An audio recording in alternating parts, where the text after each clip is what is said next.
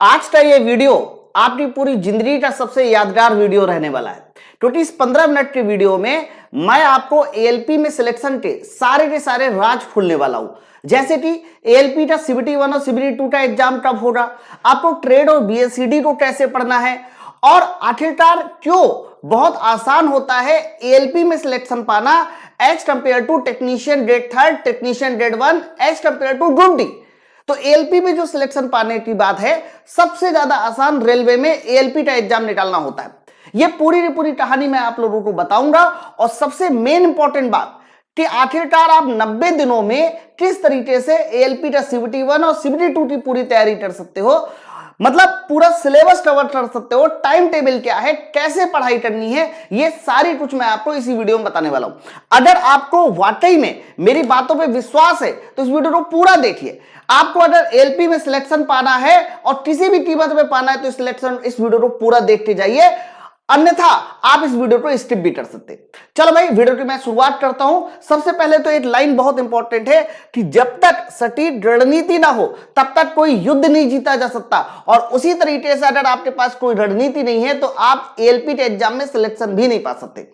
तो वीडियो की शुरुआत करते हैं बच्चों। सबसे पहले तो मैं आप लोगों को यह बता देता हूं कि एएलपी के सीबीटी 1 और सीबीटी 2 की एक्सपेक्टेड एग्जाम डेट क्या है।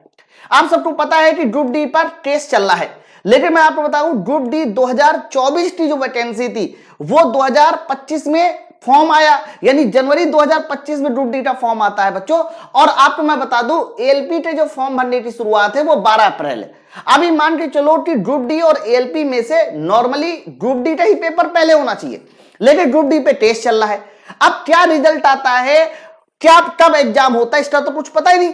तो मैं आपको बता दूं सीबीटी 1 का जो एग्जाम होगा वो 2 एक्सपेक्टेड एग्जाम डेट है। अगर ग्रुप डी का एग्जाम लेट हुआ, यानी इसका कोल्ड टेस्ट चलता रहा, तो ध्यान रखना एएलपी के जो सीबीटी 1 एग्जाम होगा वो स्टार्टिंग जनवरी में होगा। स्टार्टिंग जनवरी का मतलब ये है कि अभी नवंबर चल रहा है, दिसंबर के बाद आप देख लीजिएगा एएलपी का एग्जाम हो जाएगा। बट अगर इसी 2-4-5 दिनों में क्लियर हो जाता है कि ग्रुप डी का एग्जाम पहले होना, तो मैं आपको बता दूं ग्रुप डी में 1 करोड़ 8 लाख फॉर्म पड़े हैं। इसका मतलब आप समझ रहे हैं कम से कम 2 महीने लगेगा पेपर दिलाने में। अगर पिछला वाला याद करो सीजन, जिसमें लगभग 17 अगस्त से पेपर स्टार्ट हुआ था 2022 वाला, और 12 अक्टूबर तक पेपर चला था, अप्रॉक्स 2 महीने के आसपास पेपर चला था। तो इसमें भी अगर 2 महीने ग्रुप डी का पेपर चलता है, यानी ये पूरा का पूरा दिसंबर जनवरी ले जाता है, तो ध्यान रखना इसकी जो दूसरी एक्सपेक्टेड डेट बन सकती है वो स्टार्टिंग फरवरी बन सकती है। तो आप ये मान के चलो कि ग्रुप डी का पेपर अगर नहीं हुआ तो स्टार्टिंग जनवरी में आपका एएलपी सीबीटी 1 हो जाएगा, और अगर हो रहा है तो स्टार्टिंग फरवरी में आप लोग का एएलपी सीबीटी 1 की एग्जाम डेट आएगी। आगे बात शुरू बच्चों, सीबीटी 2 की एग्जाम डेट अगर आपको याद हो तो जो हमारा एएलपी का सीबीटी 2 था पिछली बार वाला, वो याद करो हमारा 19 मार्च 20 मार्च को हुआ था। इससे पहले एएलपी का सीबीटी 1 25 नवंबर से लेकर 30 नवंबर के बीच हुआ था। सीबीटी 1 नवंबर में होता है, मार्च में जाके सीबीटी 2 होता है। आप देख लो दिसंबर जनवरी फरवरी आगे मार्च, और यही सेम कहानी पिछली बार 2018 में भी थी। तो हर बार रेलवे क्या करता है कि एएलपी के सीबीटी 1 के बाद एएलपी के सीबीटी 2 की जो डेट है वो 3 महीने बाद होती है। अगर 3 महीना जोड़ा जाए तो जनवरी में हो गया, फरवरी मार्च अप्रैल, यानी सीबीटी 2 की अगर हम बात करते हैं तो इसकी एक्सपेक्टेड डेट स्टार्टिंग अप्रैल भी जा सकती है अगर ग्रुप डी का पेपर नहीं होता है तो। और अगर हो जाता है तो इसकी जो एग्जाम डेट है एएलपी सीबीटी 2 की, अब मार्च अप्रैल मई, तब ये स्टार्टिंग मई के आसपास जा सकती है। बच्चों ये हमारी एक्सपेक्टेड एग्जाम डेट है, आपको इसी हिसाब से अपनी तैयारी को जारी रखना है। अब ये तो हमारा हो गया कि चलो सर हम मान लेते हैं कि स्टार्टिंग जनवरी में हमारे पास एग्जाम डेट हो सकती है सीबीटी 1 की, हम तो तैयारी तो जनवरी के हिसाब से करेंगे, अप्रैल तो भूल जाएंगे भाई, है ना, फरवरी तो भूल जाएंगे। फरवरी तो क्यों भूल जाएंगे, क्योंकि अगर जितनी बढ़िया तैयारी पहले जनवरी को ध्यान में रखते हुए हो जाएगी उतना हमारे लिए प्रेशर कम रहेगा। अब बात समझो, तो आप देखो नवंबर चल रहा है, अभी नवंबर में है हमारे पास समय है, तो पूरा का पूरा दिसंबर है, मान लेते हैं हमारे पास आधा नवंबर है आधा जनवरी है, तो 2 महीने के आसपास का आपके पास समय है कि नहीं। और अगर फरवरी में होता है तो अच्छी बात है, हमारे पास और ज्यादा समय होगा। तो अब मैं क्या करने वाला हूं कि पूरे के पूरे 90 दिन की कहानी आपको विधिवत बताने वाला हूं कि शुरुआत के आपको 30 दिन क्या करना है, अगले 30 दिन क्या पढ़ना है, फिर उसके बाद अगले 30 दिन क्या पढ़ना है। उससे पहले मैं आप लोग को यह बता दूं कि पहले तो आप आरआरबी एएलपी 2025 में जो नंबर ऑफ फॉर्म निकले हैं वो समझ लीजिए 9,970 है, यानी 10,000 वैकेंसी है एएलपी के लिए। बच्चों अगर इसका पूरा का पूरा प्रोसीजर देखा जाए तो पहले आपका सीबीटी 1 होगा जिसमें 60 मिनट मिलेंगे और 60 मिनट में आपको मैथ, रीजनिंग, जीके और साइंस के ये टोटल 75 क्वेश्चन सॉल्व करने होंगे। बच्चों मैं आपको बता दूं ये 60 मिनट में जो 75 क्वेश्चन होंगे इसमें 15 गुना बच्चे लिए जाएंगे, वो एक अलग कहानी है, उसको मैं किसी और वीडियो में कर दूंगा। लेकिन इन सभी में देखो ये जो जीके जीएस है ना, मैं आपको बता दूं जीके जीएस में लोग बहुत ज्यादा भी पढ़ेंगे, पूरा हिस्ट्री पॉलिटी ज्योग्राफी पढ़ डालेंगे, तब भी इसमें 10 में से ज्यादा वो 5 या 6 नंबर लाएंगे, इससे ज्यादा नंबर नहीं लाएंगे। तो क्या करना चाहिए सर? तो मेरा इसमें अंदाजा यह है कि साइंस आप बहुत अच्छे से पढ़िए, रीजनिंग बहुत अच्छे से पढ़िए, मैथ बहुत अच्छे से पढ़िए, लेकिन जीके जीएस में सिर्फ और सिर्फ आपको करंट अफेयर पढ़ना चाहिए। अगर करंट अफेयर पढ़ते समय, क्योंकि ज्यादातर करंट अफेयर आना है 10 नंबर में, उससे ज्यादा कुछ आए नहीं, करंट अफेयर आप पढ़ लीजिए, 10 में से 2, 3, 4 नंबर बन जाएगा और इतना ही आपको करके भी आना है, क्योंकि ज्यादा समय अगर आपने इसमें दिया तो आपका साइंस गड़बड़ा जाएगा। अच्छा, फिर इसके बाद सीबीटी 2 की बात करते, तो सीबीटी 2 में 90 मिनट में आपका पार्ट ए होगा और इसके बाद 60 मिनट में ट्रेड होगा। पार्ट ए में 25 क्वेश्चन मैथ के आएंगे, 25 क्वेश्चन रीजनिंग के आएंगे और most important subject for ALP CBT 2 बीएससीडी 50 number की आएगी, basic science and engineering drawing. बच्चों ये जो पार्ट है यही आपका सिलेक्शन डिसाइड करेगा। लेकिन इस बार के पेपर में क्या देखा गया, इस बार क्या हुआ ना, बहुत सारे बच्चे पार्ट ए में 80-80, 85-85 नंबर ले आए, लेकिन उनका ट्रेड ना अच्छा होने की वजह से, ट्रेड का टेस्ट तो नॉलेज कम होने की वजह से वो ट्रेड में 35% नंबर नहीं लेके आ पाए और जिसकी वजह से ट्रेड में वो फेल हो गए। तो मैं आपको बता दूं ये भी बड़ा इंपॉर्टेंट सब्जेक्ट है, क्योंकि इस बार कई सारे बच्चे ट्रेड में फेल हुए। आपको बता दें ट्रेड में पास होने के लिए किसी भी कैटेगरी में आपको 35% नंबर लाना जरूरी है, चाहे आप जनरल कैटेगरी के हो, चाहे एससी, चाहे एसटी, कोई हो। 75 का जो 35% होता है वो लगभग 26.25 नंबर होता है, यानी 75 में से आपको 26.25 नंबर लाना जरूरी है। अगर नहीं ला पाए तो आप यहां पर फेल हो जाओगे। रेलवे के हर 8 एग्जाम में नेगेटिव मार्किंग होती है और ये -1/3 है, चाहे यहां की बात करें चाहे यहां की बात करें, इवन ट्रेड में भी 1/3 की नेगेटिव मार्किंग होती है। तो सर आप लोगों को मोटा मोटा समझ में आ गया कि हम लोगों को क्या क्या पढ़ना है। अब आप बताइए कि हमें कैसे पढ़ना है 90 दिनों तक। अब मैं आपको थोड़ा सब्जेक्ट बता देता हूं। आपको अगर सब्जेक्ट वाइज देखा जाए तो मैथ पढ़ना है, रीजनिंग पढ़ना है, साइंस में फिजिक्स, केमिस्ट्री, बायोलॉजी पढ़ना है, करंट अफेयर पढ़ना है और यहां पर बेसिक साइंस, इंजीनियरिंग, ड्राइंग पढ़ना है, क्योंकि मैथ रीजनिंग तो पढ़ चुके हो। इसके अलावा आपको क्या पढ़ना है, जो भी आपकी ट्रेड है वो ट्रेड पढ़ना है, यही तो पढ़ना है ना, इसी तो सीक्वेंस में है। अब मेरी बात ईमानदारी के साथ सुनो, अगर आपने फॉलो कर लिया तो मैं गारंटी लेता हूं कि आपका सीबीटी 1 और सीबीटी 2 101% निकलेगा। अब हर एक 30 दिन का मैं आपको हिसाब किताब बताता हूं। बच्चों आपको क्या करना है, आज से कसम खा लीजिए कि जैसा आपने बोला सर मुझे वैसा करना है और देखिएगा अगले 90 दिनों तक आपके सारे सब्जेक्ट तैयार हो जाएंगे। बच्चों पहला जो 30 दिन है, पहले तो एक और चीज यहां पर करनी पड़ेगी।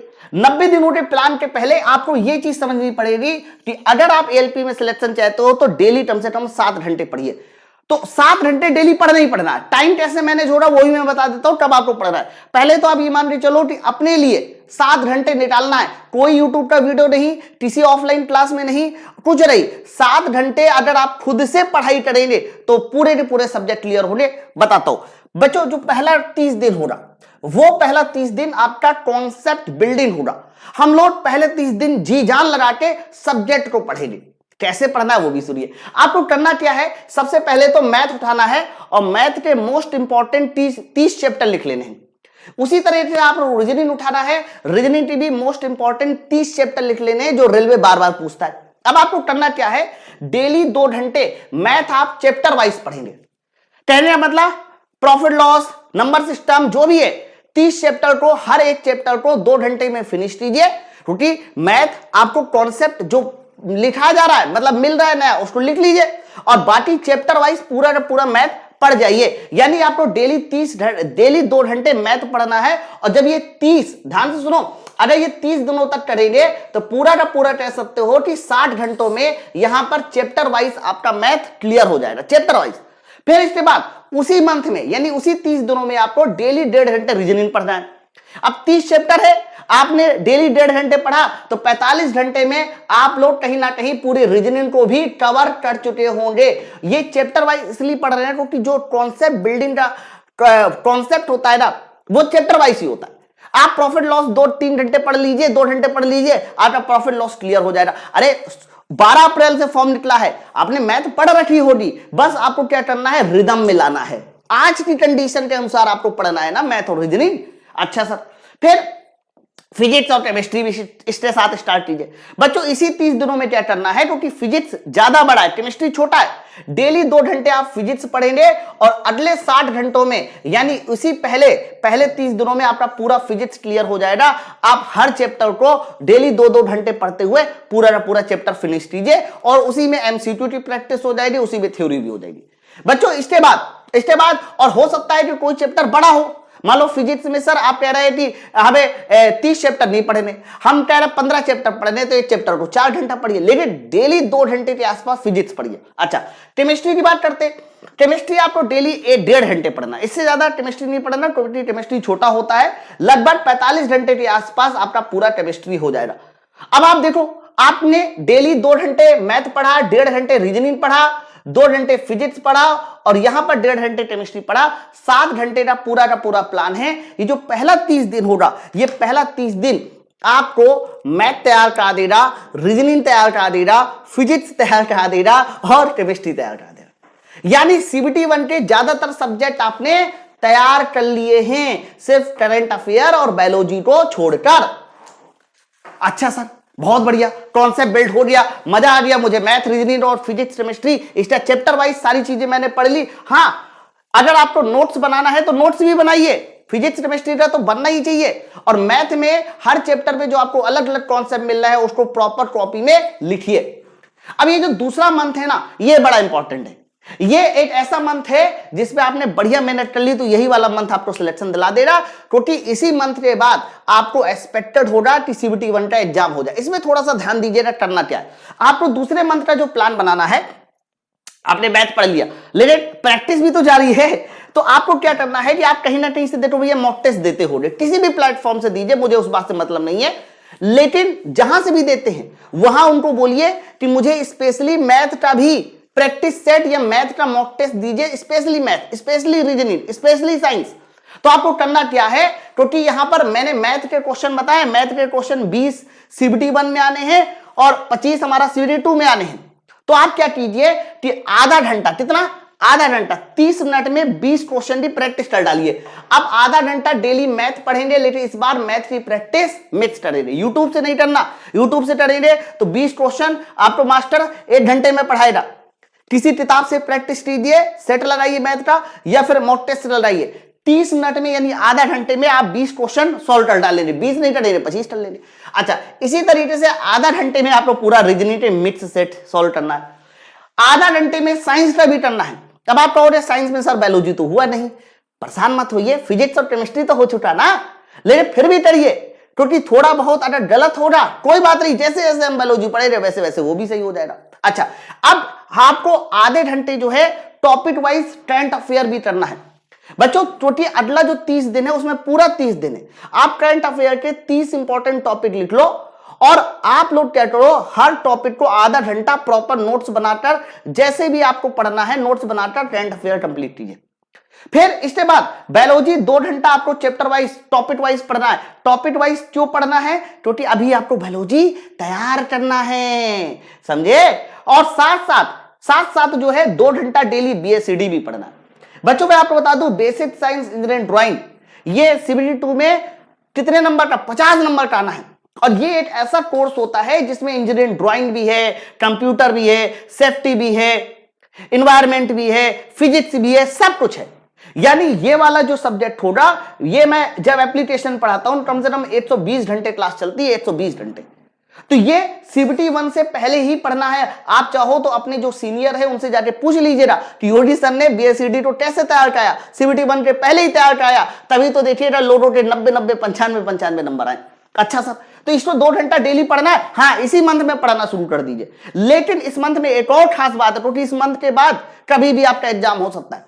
तो इस मंथ के बाद आपको क्या करना है, इसी मंथ में डेली मॉक टेस्ट भी लगाना है और किसका मॉक टेस्ट लगाना है, सीबीटी 1 का लगाना है, जिसमें 60 मिनट में आपको 90 क्वेश्चन सॉल्व करने हैं और डेली 1 घंटे जब आप मॉक टेस्ट लगाओगे, यहां से ये वाला मंथ इसी तरीके से कंप्लीट होगा।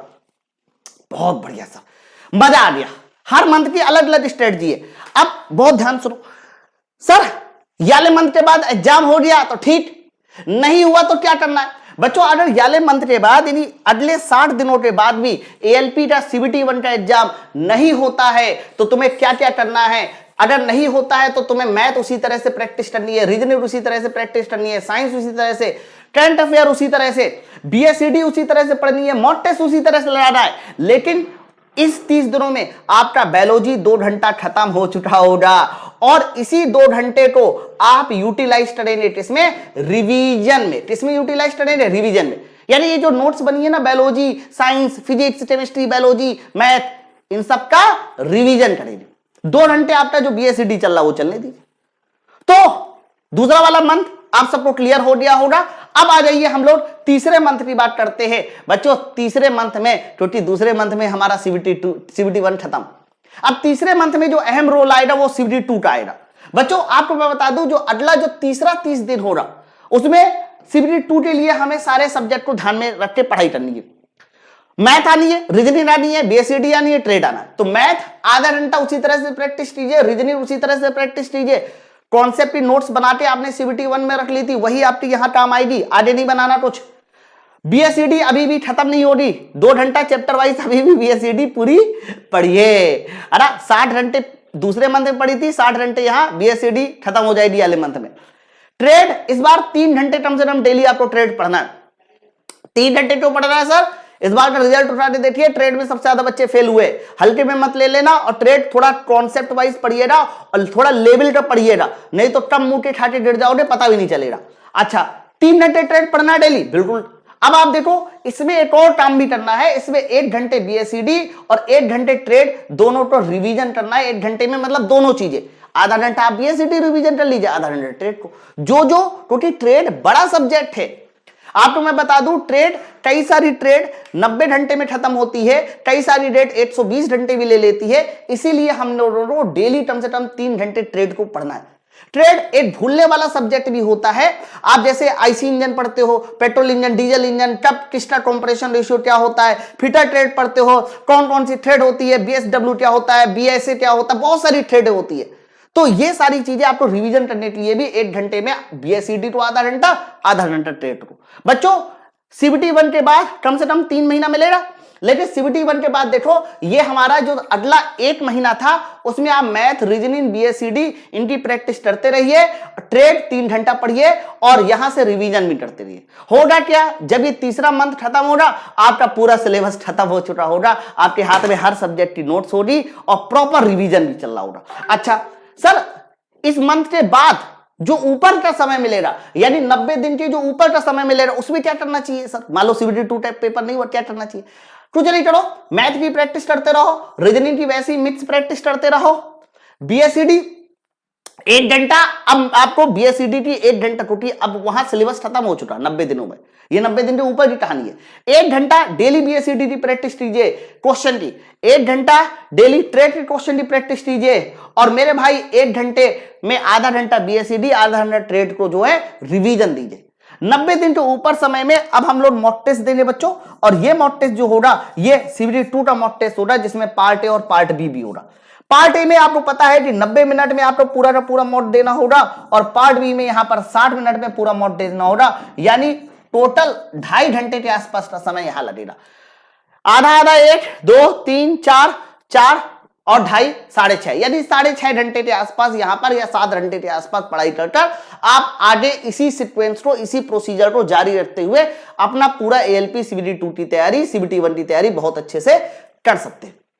तो आई थिंक आप लोगों को बात समझ में आ गई। अब बहुत सारे बच्चे कह रहे कि सर आपने पूरी कहानी बता दी, बढ़िया लगा, लेकिन डेली ने 7 घंटे निकाले कैसे, किस टाइम पे निकाले, थोड़ा ये भी बता दीजिए। तो मैं आपको बता दूं, डेली 7 घंटे निकालने के लिए आपको अपने सुविधा के अनुसार 7 घंटे निकालने।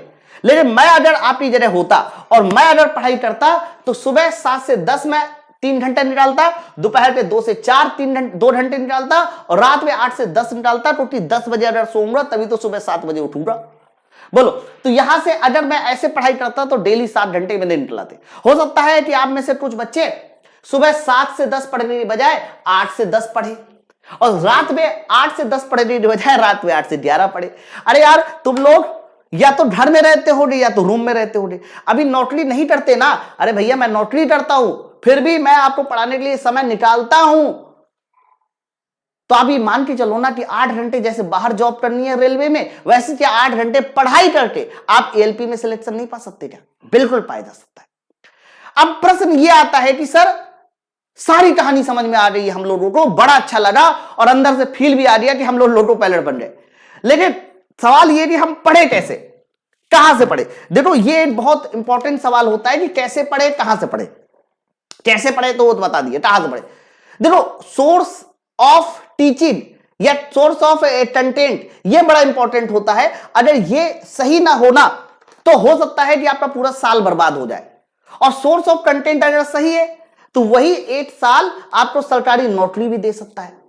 तो सबसे पहले तो मैं आपको एक चीज दिखाना चाहता हूं। आप लोग रेलवे के एएलपी के पेपर में जब ट्रेड के क्वेश्चन देखते हो तो इस तरीके से बढ़िया बढ़िया सवाल आते हैं, और मैं आपको बता दूं, ये दोनों सवाल हमारे लेथ मशीन पे पूछे गए हैं, और ये दोनों सवाल देखिए हमारे किस पर है, मेजरमेंट वाले पर है।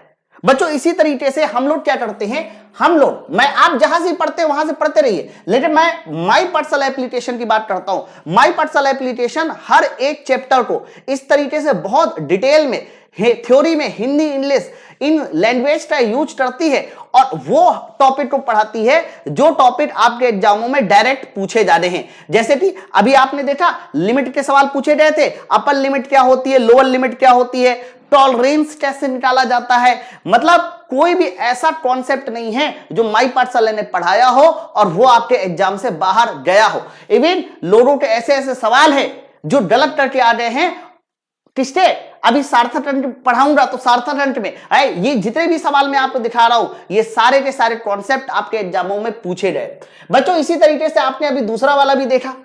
दूसरा वाला का मतलब, जैसे कि आपको मैंने एक और चीज यहां पर अभी दिखाई थी, वो क्या है सर? वो हमारा है बीएसईडी का सिंपल लीवर एंड मशीन। आपको मैं बता दूं, ये वाला चैप्टर इतना ज्यादा पूछा जाता है, ये बेसिक साइंस का। आप देखो ना कितने बेहतरीन ढंग से हम लोगों ने इसको पढ़ाया है। पहले थ्योरी पढ़ाई, थ्योरी जब कंप्लीट हो जाती है, टॉपिक वाइज थ्योरी पूरी कंप्लीट हो जाती है, उसके बाद इसके चैप्टर वाइज एमसीक्यू पढ़ाए, और चैप्टर वाइज एमसीक्यू के बाद हम लोग लास्ट में क्या करते हैं कि मिक्स प्रैक्टिस भी हम देते हैं। बच्चों, यही रीजन है, ये जो आपको मैं दिखा रहा हूं ना, ये देखो क्वेश्चन शुरू हो रहा है, ये देखो क्वेश्चन शुरू हो रहा है, हो गया ना? तो बच्चों, यही रीजन है कि पाठशाला ने एक बढ़िया सीक्वेंस ढंग से हर एक चीज को पढ़ाया। पढ़ाने की वजह से ही पाठशाला रेलवे में एएलपी के सबसे ज्यादा जोन टॉपर है पाठशाला रेलवे के पास। एएलपी 2024 का रिजल्ट आया है, और उसी रिजल्ट में इस बैच से लोगों ने पढ़ाई करके अपने सिलेक्शन दिए हैं। बच्चों, सबसे पहले तो मैं बता दूं इस बैच के बारे में, यह हमारा न्यू फाउंडेशन बैच है, जिसमें हम लोग पूरा का पूरा एएलपी का सीबीटी 1, सीबीटी 2 ये तो देते ही देते हैं, साथ साथ 2024 का previous year solution, bilanguage content, और ALP CBT 1 part A part B का प्रैक्टिस बैच, मतलब पार्ट बी का भी प्रैक्टिस बैच है 75 क्वेश्चन का। ये एक ऐसा बैच है जिससे पढ़कर लोगों ने 90 प्लस नंबर लाए हैं, जोन टॉपर लाए। मैं पूरी की पूरी एक्सेल सीट लेके आया हूं, आप लोग को अभी दिखाता हूं। बच्चों, ये बैच अभी तक जो 999 का चल रहा था, उसको हमने अगले 48 घंटे के लिए ये हमने जो है 799 का कर दिया, जिसमें आपको मैथ, रीजनिंग, जीके, साइंस, इसके अलावा बीएसईडी, ट्रेड, यानी पूरे ट्रेड सीबीटी 1 के सब्जेक्ट, पूरे सीबीटी 2 के सब्जेक्ट, सारे सब्जेक्ट मिलेंगे, और 2024 का प्रीवियस ईयर पेपर का सोल्यूशन भी मिलेगा जो अभी पूछा गया। बच्चों, इस बैच को ज्वाइन करने के लिए आपको माई पाठशाला एप्लीकेशन को डाउनलोड करना है, माई पाठशाला एप्लीकेशन को डाउनलोड करना है, और बिना किसी कूपन कोड के आप डायरेक्ट 799 में सीबीटी 1 और सीबीटी 2 पूरा अंत तक की कहानी वाला बैच ज्वाइन कर सकते हैं। इसलिए आप ये जो नीचे नंबर लिखा है 9369 880 746 और या 63 93 125 760 इस नंबर पे भी कॉल कर सकते हैं। बच्चों पाठशाला ने, मैं आपको बता दूं, नाम नहीं लूंगा, मैं आपको फिर से बता दूं, नाम नहीं लूंगा और मैं बताता हूं, सीना ठोक के कहता हूं, जितने एएलपी सिलेक्शन पाठशाला रेलवे के पास है, अगर किसी के पास हो तो बता दीजिए। आप देखो ये हमारा कोहनूर, दो कोहनूर, एक सोनू है और एक और लड़का है, क्या नाम है, अश्विनी नाडर, है किसी के पास? देखो 96.8 नंबर, जोन भी देख लीजिए अजमेर। इसका पूरा का पूरा जो है हमारे पास बायोडाटा है, कहां से पढ़ाई थी, कैसे पढ़ाई थी, ये देखिए। दूसरा Kohinoor Kolkata zone 96.25 number CBT 2 part A में, और ये हमारे वो कोहनूर है जिसने अपने अपने जोन में सबसे ज्यादा नंबर लाए। बहुत सारे ऐसे हैं जो जोन टॉपर है, ये तो 96 नंबर वाले बच्चे हो गए। अरे आप देखो 95 नंबर वाला है, ये देखिए आनंद कुमार, रोल नंबर सहित हमारे एप्लीकेशन में मैं इसके स्टेटमेंट भी दिखाता हूं, ये देखिए 94 नंबर। 90 प्लस के तो इतने टॉपर है भैया, 90 प्लस के तो इतने टॉपर है, आप देखो ना, ये सारे के सारे बच्चे हमारे पास माई पाठशाला के स्टूडेंट है। और ये तो केवल 90 प्लस वाले स्टूडेंट है, 90 प्लस वाले और भी है। और इसके अलावा पाठशाला रेलवे ने इतने भर भर के सिलेक्शन दिए, कोई भी जोन हो, हर जोन में ढेरों सिलेक्शन है। तो आप लोगों के पास एक मौका है, पाठशाला से जुड़कर आप अपनी तैयारी को सिलेक्शन में बदल सकते हैं, आप अपनी तैयारी को सिलेक्शन में बदल सकते हैं। और देखो पाठशाला रेलवे क्या करता है, पढ़ाता है, जी जान लगा के पढ़ाता है और उसके बाद सिलेक्शन देता है। वो सिलेक्शन देने के बाद हम लोग इस तरह से पीडीएफ बनाते हैं हर एक एग्जाम की, name, roll number, CBT 2 part A score, psycho, railway zone, क्या आपने माई पाठशाला से कोई कोर्स खरीदा है, इसके अलावा जो है उसका रिव्यू क्या है ना। अब जरा देखो, मैं बड़ी बात नहीं बोलता, हर एक चीज देखो। अश्विनी नाडर 96.8, आप सिर्फ यहां पर नंबर देखिए और वहां पर बच्चों के कमेंट देखिए, कहां से पढ़ाई की है ये भी देखिए और हर एक चीज देखिए। देखिए आप पहले नंबर ही देखिए, देखो CBT 2 पार्ट ए स्कोर 96, 95, 94, 94, 94, 93, 93, 93, 92, 91, ये सारा का सारा डेटा हमारे स्टूडेंट का है जिन्होंने जी जान लगा के पाठशाला रेलवे के साथ पढ़ाई की है। अब देखिए, और ये डेटा जो है ज्यादातर 80 प्लस वाला है, 80 प्लस वाला है। 80 प्लस वाले इसलिए है क्योंकि अगर हम सारा डेटा बनेंगे तो सीट ही नहीं आ पाएगी। ये देखिए इतना है कि गिनती नहीं खत्म हो रही है भैया, गिनती खत्म नहीं हो रही है। और ये देखो, ये इनके सारे के सारे बच्चों के रिव्यू है जो इसने सिलेक्शन के बाद दिया है, सिलेक्शन के बाद। ये देखिए ना क्या लिखा, बेसिक साइंस रीडिंग के क्वेश्चन प्रैक्टिस करने से बहुत हेल्प मिली, ओरेसल के कॉन्सेप्ट। मैंने माई पाठशाला से CBT 2 बेसिक साइंस का कोर्स परचेज किया था और उसे कंप्लीट किया, जिससे मुझे एग्जाम में काफी मदद मिली। आप ये सारे के सारे स्क्रीनशॉट देखिए भैया, ये सारे के सारे देखिए। सर मैंने फिजिक्स आपसे ही पढ़ी है, डेली वीडियो देखता था और कुछ वीडियो दो बार भी देखी। और सर आपकी साइको वाली, फिटर वाली, वो देखो, मैंने कहा था फिटर की मैंने 10 क्लास पढ़ाई थी, 75 क्वेश्चन की। लाइन देखिए कितनी बेहतरीन लाइन है। साइको की फिटर वाली क्लास, वो जो 10 क्लास आपने यूट्यूब पे डाली थी वो बेस्ट थी। 4 बार मैंने देखी, 4 बार। मैं ट्रेड की बात कर रहा हूं, ट्रेड की बात। और देखिए ये सारे के सारे जो कमेंट आप देख पा रहे हैं, ये सारे के सारे कमेंट आप अच्छे से पढ़ सकते हैं। शायद माई पाठशाला के बिना आज मैं इस जॉब पे नहीं पहुंच पाता। थैंक्स माई पाठशाला सर। मैंने माई पाठशाला से बेसिक साइंस की पूरी तैयारी किया था। मुझे सर के पढ़ने का अप्रोच बहुत पसंद आया। मतलब मैं तारीफ नहीं कर रहा हूं अपनी, मैं आपको सिर्फ एक सच्चाई बता रहा हूं कि आपका सही डिसीजन आपको सिलेक्शन के उस पार ले सकता है और आपका एक गलत डिसीजन सिलेक्शन के इसी पार गिरा देगा। डरा नहीं रहा हूं। अंडराज कर्ण के पास अर्जुन से ज्यादा ताकत थी, लेकिन उसका जो चुनाव था वो धर्म के साथ नहीं था, धर्म के विपरीत था, फिर भी देखिए उसकी हार हुई। तो सही कंटेंट और सही गाइडेंस होना मेरे भाई बहुत ज्यादा जरूरी है। ये पूरी पीडीएफ अभी मैं टेलीग्राम चैनल पे शेयर कर दूंगा भैया। है ये देखो क्या कह रहा है, कुछ एमटीएस के बारे में कह रहा है, बहुत लंबी लंबी लैंग्वेज लिखी है। क्या नाम है इस बच्चे का, जरा देखे जरा, क्या नाम है इस बच्चे का, विशाल कुमार। ये देखो विशाल कुमार क्या कह रहा है, विशाल कुमार, ये नहीं, मुदित कुमार नाम है। 88 नंबर है इसका, 88 नंबर प्रयागराज जोन। क्या कह रहा है जरा देखे। सबसे पहले तो मैं आपको दिल से धन्यवाद करना चाहता हूं, आपकी कड़ी मेहनत, एग्जाम ओरिएंटेड सिलेबस और रेगुलर क्लास होने की वजह से इस सफलता में पाया हो। और नौकरी करते हुए दूसरी नौकरी तैयारी, थोड़ा जब कोई उत्तर प्रदेश पुलिस में नौकरी करता था, अच्छा काफी सारी बातें उसने लिखी है, मैं इतना नहीं पढ़ूंगा, है ना। तो कुछ नहीं, अल्टीमेट मेरा केवल एक ही उद्देश्य है कि आप लोग जैसे भी पढ़े, कहीं से पढ़े, आपका सिलेक्शन हो। और सिलेक्शन के लिए माई पाठशाला आपको पूरे दिल से विश्वास दिलाता है कि हम आपके साथ इतनी मेहनत करेंगे कि आपको CBT 1 और CBT 2 में 101% सिलेक्शन दिलाएंगे अगर आप भी हमारे साथ जी जान लगा के मेहनत करेंगे तो। ठीक है, बैच 799 बता दिया, पूरा प्रोसीजर बता दिया। एप्लीकेशन पे जाइए, बैच ज्वाइन कीजिए, पूरा फिजिक्स केमिस्ट्री बायोलॉजी का सिलेबस कवर कीजिए, BSCD पढ़िए, ट्रेड पढ़िए और जैसे जैसे मैंने आपको बताया वैसे वैसे पूरा पढ़ डालिए। चलो फिर, कैसा लगा वीडियो मुझे नीचे कमेंट सेक्शन में जरूर कमेंट करके बताएं। Thank you very much.